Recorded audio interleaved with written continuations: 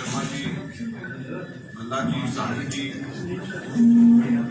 यहाँ पर उपस्थित सभी पत्रकार साथी,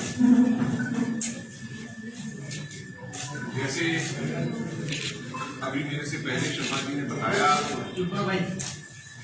कि आज पूरे देश में कांग्रेस पार्टी पहले चरण में 4 मुख्य जगहों के ऊपर प्रेस वार्ता कर रही है और कल पूरे देश भर में लगभग 34 जगह के ऊपर 34 शहरों में पूरे देश भर में प्रेस वार्ता होगी। कांग्रेस के सभी सीनियर लीडर सब जगह पे जाकर के आप लोगों के माध्यम से जनता के बीच में जाकर के पूरे मसले को रखेंगे।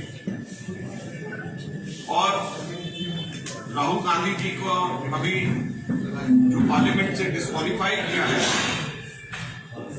हम लोग इसको कह रहे हैं डेमोक्रेसी डिस्क्वालीफाई।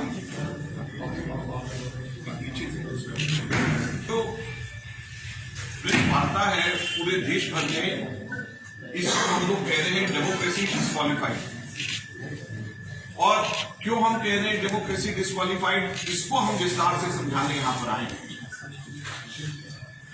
और सबसे पहले मैं ये कहना चाहूंगा कि राहुल गांधी जी तो बहाना है, असल में मोडानी को बचाना है। मैं फिर से रिपीट कर रहा हूं, राहुल गांधी जी तो बहाना है, असल में मोडानी को बचाना है। मोडानी मतलब मोदी जी और अडानी दोनों मिल गए हैं और दोनों के दोनों मोडानी बन गए। और अगर आप पूरे की पूरी डेट्स को, जो मैं अभी टाइमलाइन बता रहा हूं, उसको अगर आप समझे तो आपको एकदम से समझ में आएगा कि कैसे राहुल गांधी जी बहाना है और असल में मोडाली को बचाना है। सबसे पहले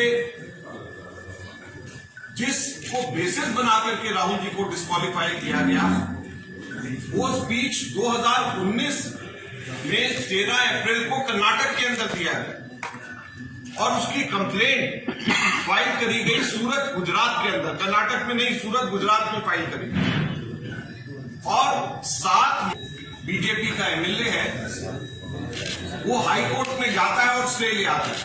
मार्च 2022 को, 1 साल पहले, अभी चल रहा है आपका मार्च 2023, तो 7 मार्च 2022 को स्टे लिया जाता है।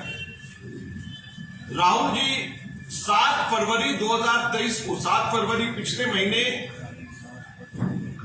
एक प्रश्न उठाते हैं लोकसभा के अंदर और पूछते हैं कि अडानी जी का और मोदी जी के क्या संबंध है। जैसे ही मोडानी के संबंध की चर्चा करते हैं 7 फरवरी को, 1 हफ्ते के बाद में वो आदमी हाईकोर्ट फिर चले जाता है और कहता है कि मेरा जो स्टे दिया हुआ है उसको आप वापस कर दीजिए। अब मैं स्टे मत दीजिए उसके ऊपर, उसको वापस कर दीजिए।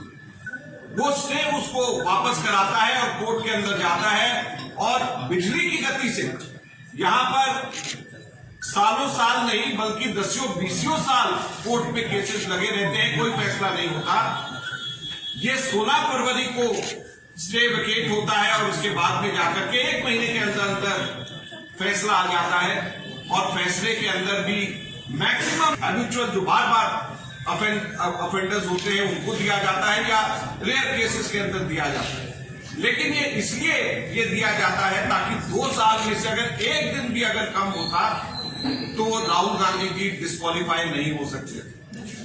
अब सबसे बड़ा प्रश्न ये उठता है कि राहुल गांधी जी ने 7 फरवरी को जब मोडानी के खिलाफ में बोला, उसके बाद में उनको कभी भी लोकसभा में बोलने नहीं दिया।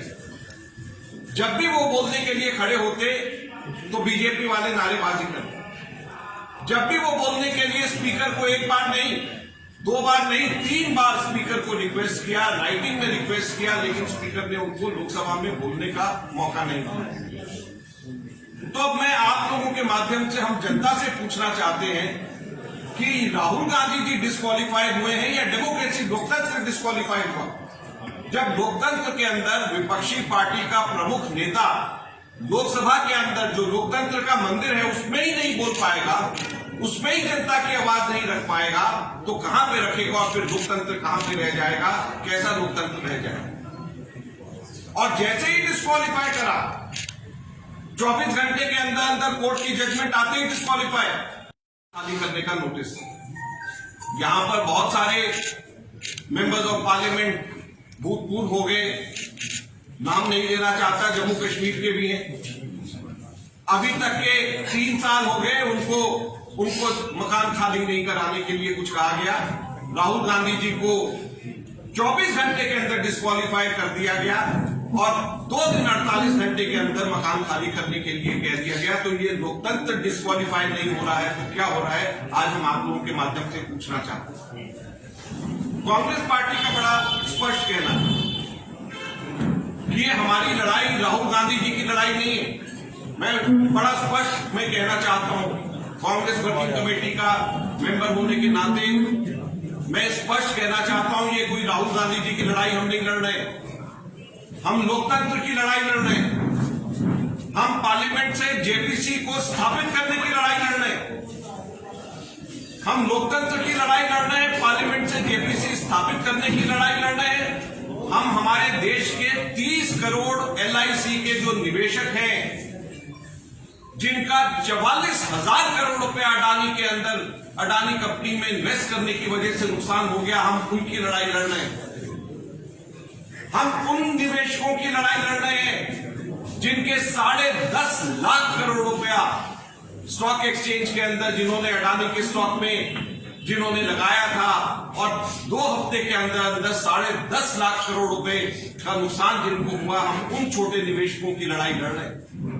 हम उन डिपॉजिटर्स की लड़ाई लड़ रहे हैं जो सरकारी कर्मचारियों का ईपीएफओ के अंदर, एम्प्लॉयज प्रोविडेंट फंड ऑर्गेनाइजेशन के अंदर पैसा जमा है और ईपीएफओ ने निफ्टी 50 में अडानी को डालने की वजह से उसके अंदर एंटरप्राइजेस उसके अंदर इन्वेस्ट किया हुआ है। हम ईपीएफओ वालों की लड़ाई लड़ रहे हैं, प्रोविडेंट फंड के, जहां पे पेंशन फंड के पैसे जमा होते हैं, उनकी हम लड़ाई लड़ रहे हैं।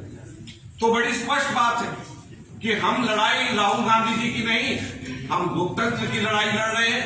हम जेपीसी स्थापित करने की लड़ाई लड़ रहे हैं। हम भ्रष्टाचार दूर करने की लड़ाई लड़ रहे हैं। हम अडानी के एंटरप्राइजेस को किस तरीके से सरकार ने मदद करी, मोनोपोलीज किस तरीके से स्थापित करी, हम उसकी लड़ाई लड़ रहे हैं। एलआईसी के 30 करोड़ निवेशक पॉलिसी धारक, हम उनकी लड़ाई लड़ रहे हैं। स्टॉक एक्सचेंज के अंदर जो छोटे छोटे जिन लोगों ने इन्वेस्टमेंट करी हुई है, जिनका पैसा डूब गया 2 हफ्ते के अंदर अंदर, हम उन लोगों की लड़ाई लड़